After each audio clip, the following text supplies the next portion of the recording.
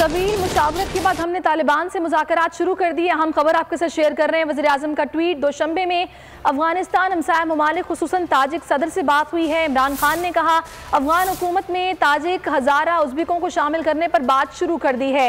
वज़ीर आज़म इमरान खान की जानिब से ट्वीट किया गया है। उन्होंने कहा कि तवील मुशावरत के बाद हमने तालिबान से मुज़ाकरात शुरू कर दिए।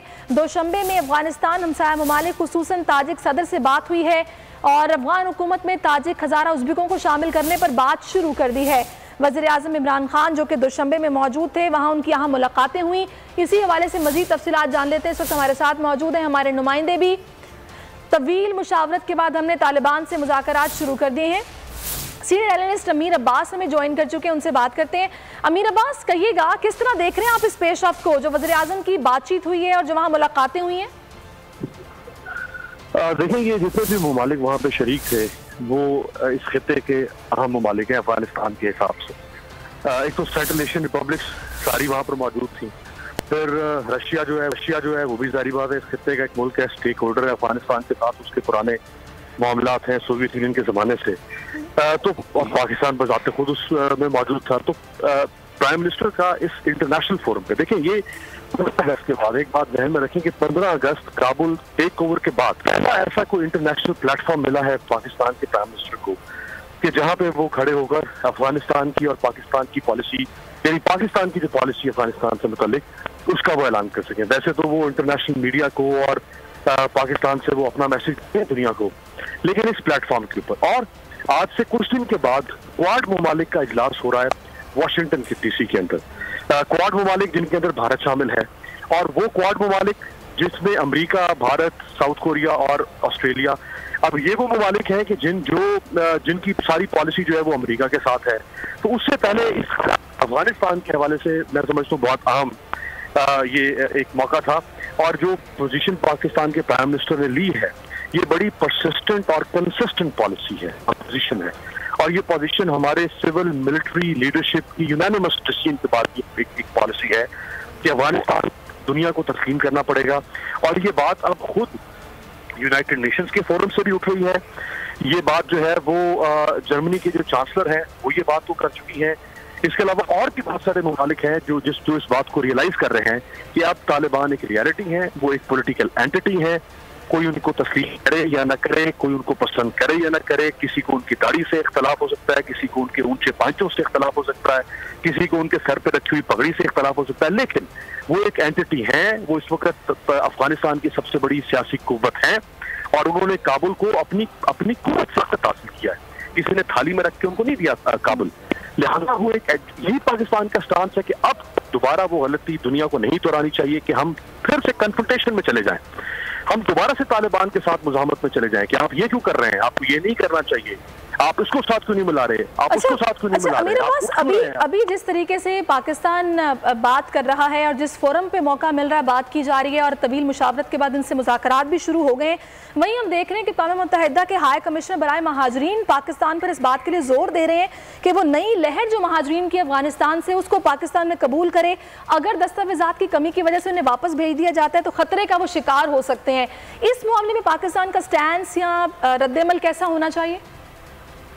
देखिए, इसके ऊपर भी मुसलसल बात हो रही है। जितनी दफा भी अफगानिस्तान के बारे में प्राइम मिनिस्टर से सवाल हुआ है, उस पर उन्होंने जिन कंसर्न्स का इजहार किया है, खास तौर पे अभी जो सीन इनका इंटरव्यू लास्ट हुआ है, उसमें से कंसर्न ये रहा है कि पाकिस्तान मुतहम्मिल नहीं हो सकता कि वो दोबारा से 30-40 लाख अफगानों की मेहमान नवाजी करे। हमारे दिल तंग नहीं है, हमारे जज्बे मानने पड़े, लेकिन हमारी माशी हालत इस बात की मुतहम्मिल नहीं हो सकती, हमारे सिक्योरिटी हालात इस बात के मुतहम्मिल नहीं हो सकते कि हम उनको किसी लिए कन्फाइन कर दें 25-30 लाख लोगों को या 20 लाख लोगों को, वहां से हम निकलने ना दें। उनके लिए आपको फेंसिंग का अरेंजमेंट करना पड़ेगा, उनके लिए वहां पे आपको टेम्परेरी हॉस्पिटल का अरेंज करना पड़ेगा, आपको उनके लिए टेम्परेरी वहां पे बाकी जो नीड ऑफ लाइफ है उसका अरेंजमेंट करना पड़ेगा। पाकिस्तान इसका मुतहम्मिल नहीं हो सकता।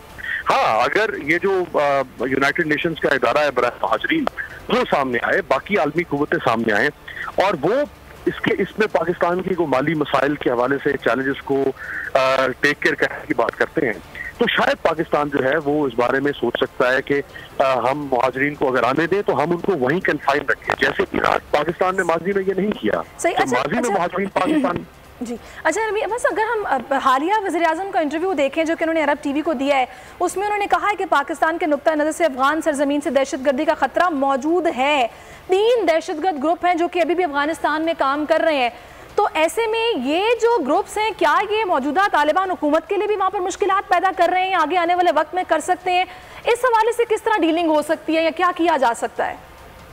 देखिए, हमारे यहाँ पिछले 20 सालों में 30 से ज्यादा मिलिटेंट ऑर्गेनाइजेशंस, 30 से ज्यादा जिन्होंने पाकिस्तान को मैदान जंग बनाए रखा, जिसमें से बहुत ज्यादा लोग सेंट्रल एशिया से आए थे, सेंट्रल एशियन रिपब्लिक से, फिर हमारे अपने टीटीपी जैसे गिरोह थे और उनके बाकी जो अलाइड उनके गिरोह थे वो थे 30 से ज्यादा गिरोह। इस वक्त भी 3 बड़ी ऑर्गेनाइजेशंस हैं जिनसे पाकिस्तान को खतरा है, जो अफगान सरजमीन से ऑपरेट कर रही हैं और वो पाकिस्तान के। अच्छा, अब हमें उनसे क्यों खतरा है और तालिबान को क्यों कम खतरा हो सकता है?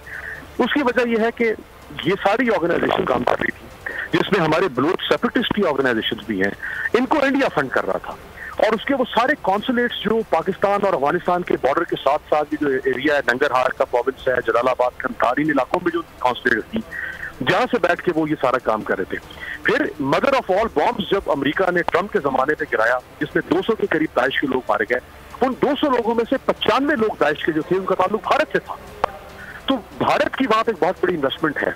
इसलिए पाकिस्तान समझता है कि अगर ये ऑर्गेनाइजेशन यहाँ पे काम करती हैं और इनकी फ्यूलिंग भारत की तरफ से होती रहती है या भारत तालिबान की वजह से, तो कुछ और ताकतें उनको फ्यूल करने की या फंड करने की कोशिश करती है, तो उसका खतरा लामहला तौर पर तालिबान को तो होगा ही, लेकिन पाकिस्तान को भी उसका खतरा होगा। बिल्कुल। और अब इसमें बिल्कुल इनको सोचना चाहिए कि ये लोग वहाँ पर बेहतर तरीके से काम कर सकें। दूसरा, इनके जो फंड्स या पैसे रोके गए हैं वो भी इनको जारी किए जाने चाहिए और दुनिया को तस्लीम भी करना चाहिए, ताकि ये अपने मुल्क के अंदर भी अमन कायम कर सकें और दूसरे ममालिक के साथ भी बेहतर ताल्लुकात इस्तवार कर सकें। बहुत शुक्रिया अमीर अब्बास।